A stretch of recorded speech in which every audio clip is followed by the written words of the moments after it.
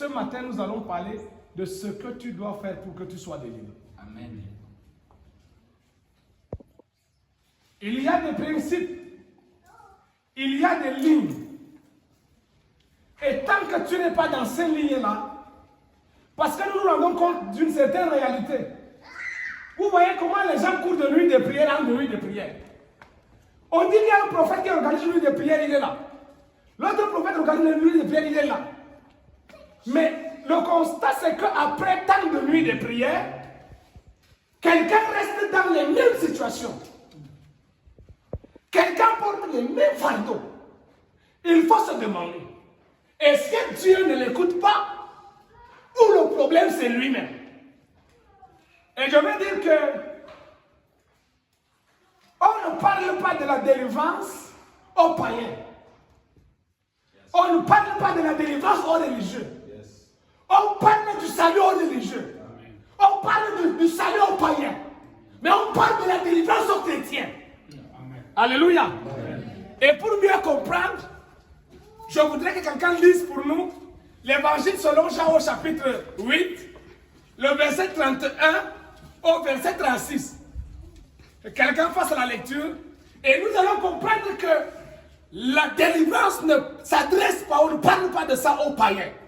Quelqu'un lit pour nous Jean chapitre 8, le verset 31 au verset 36. Gloire à Jésus. Je voudrais que vous observiez quelque chose. Le verset 31 dit, et il dit aux Juifs qui avaient cru en lui, si vous demeurez dans ma parole, vous êtes vraiment mes disciples. Vous connaîtrez la vérité et la vérité vous affranchira. Il y a un paradoxe. Dans Jean chapitre 3, verset 16, il est dit, car Dieu a tant aimé le monde qu'il a donné son Fils unique. Maintenant ailleurs, il va dire, Jésus est le chemin, la vérité et la vie. Mais ici, Jésus lui-même qui est la vérité va dire, si vous demeurez dans ma parole, vous connaîtrez la vérité et la vérité vous affranchira. Un paradoxe. Lui-même, il est le chemin, la vérité et la vie. Je crois en lui, il me dit encore que si tu demeures dans ma parole, tu connaîtras la vérité. De quelle vérité s'agit-il? Il faut s'arrêter, n'est-ce pas? Amen. Amen. Est-ce que tu me suis? Amen. Il y a quelque chose qui se passe. C'est que quand toi tu crois en Jésus, toi-même tu ne te connais pas toi-même. La vérité c'est que tu ne connais pas ce qui se passe dans ta vie, sur le plan spirituel. Le frère a dit témoin tout à l'heure. Il a dit qu'il a vu les dieux de ses parents alliés. Mais le Dieu de son grand-père est comment? Est tombé. Il y a deux autres dieux qui restent. Si quelqu'un lui demandait avant qu'il ne voit cette vision, quel est Dieu de ses parents ont de l'influence sur sa vie, il allait dire non. Parce qu'il est en Jésus. Cependant, la vérité c'est que les dieux de ses parents ont de l'influence sur sa vie. C'est ça la vérité. Et cette vérité-là ne peut se dévoiler que lorsque tu as rencontré la vérité. Qui est qui? Jésus. Alléluia. Amen. Voilà pourquoi il faut parler de la délivrance à ceux qui connaissent déjà qui? Jésus. Ces gens vont lui dire, nous sommes la postérité d'Abraham. Nous n'avons jamais été esclaves de quelqu'un. Comment tiens-tu ce langage à notre égard? Jésus leur dit, quiconque se livre au péché est esclave du péché.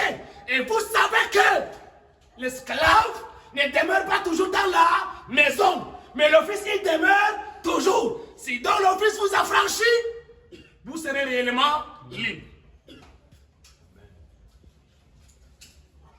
Nous parlions dimanche passé des personnes qui vivent la vie chrétienne en dents de scie. Vous allez vous rendre compte qu'il y a même des pasteurs, des révérends,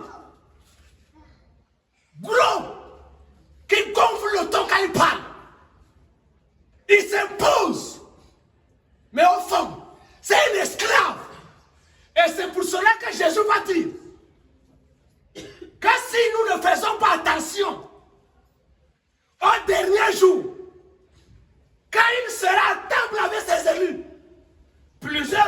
taper, cogner à la porte, lui disant, Seigneur, Seigneur, ouvre-nous.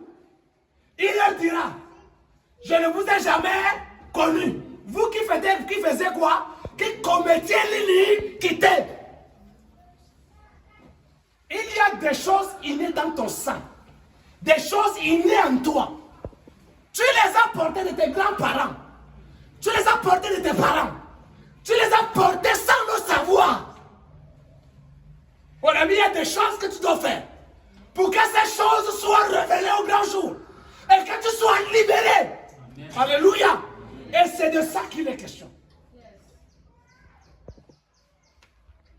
Vous allez voir l'histoire de ceux qui nous ont précédés. Les patriarches de la Bible. Vous allez voir Abraham. Abraham marche avec Dieu beaucoup des années. Un jour, Dieu lui dit, à partir de ton nom, tu es limité. Et il prend ça de son père. Son père, en donnant le nom, ne savait pas que le nom devrait limiter son fils. Je ne sais pas pourquoi il a appelé père. C'est son fils, mais il lui donne le nom de père. Où il savait qu'Abraham devait être, je ne sais pas, peut-être l'unique, ou bien Abraham était tellement précieux à ses yeux que il lui a donné un nom.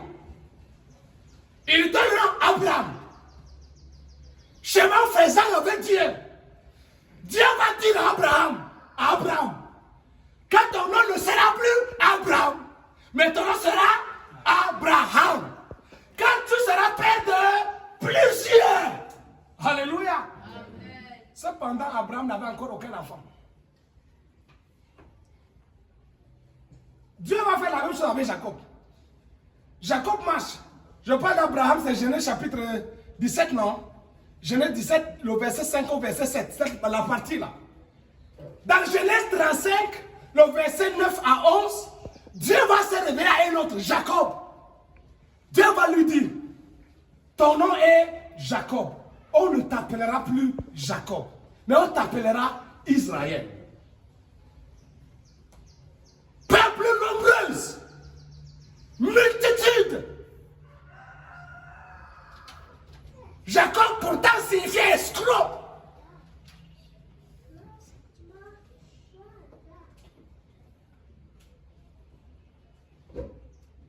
Si on croit que la délivrance, on ne parle plus de la délivrance ceux qui sont en Jésus, Abraham ne devrait plus avoir besoin de changement de nom. Parce que la délivrance change ton statut. La délivrance change ton image. La délivrance change tes conditions.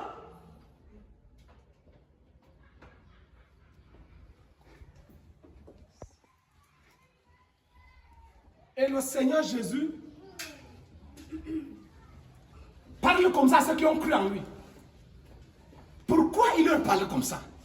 Alors qu'accepter Jésus signifie abandonner le péché. Il a dit quiconque s'est livré au péché est esclave du péché. Parce qu'il savait que si un travail n'est pas fait, la parole n'a pas travaillé la clé, ils vont encore se livrer au péché. C'est pourquoi il dit que quiconque se livre au péché est esclave du péché. Mais si dont le Fils vous a franchi, vous serez réellement libre. Maintenant, nous parlons des éléments qu'il faut faire. Ce qu'il faut faire pour être délivré. Parce que je dis qu'il y a des choses dans nos vies. Vous avez dans les églises des personnes qui sont fidèles. Vous voulez la dîme, ils vous donnent. Vous voulez les offrandes, ils donnent. Vous voulez les actions volontaires, ils en posent. Vous voulez les cultes de dimanche, ils sont là. Les réunions de semaine, ils sont là. Les prières, ils sont là. Mais jamais leur vie ne change.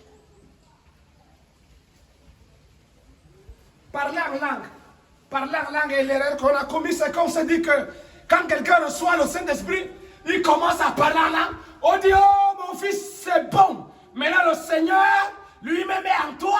Ça suffit maintenant, tu peux persévérer même seul. Erreur terrible. En réalité, le Saint-Esprit ne vient pas pour dire que le travail est fini. Le Saint-Esprit vient pour dire que le travail spirituel commence.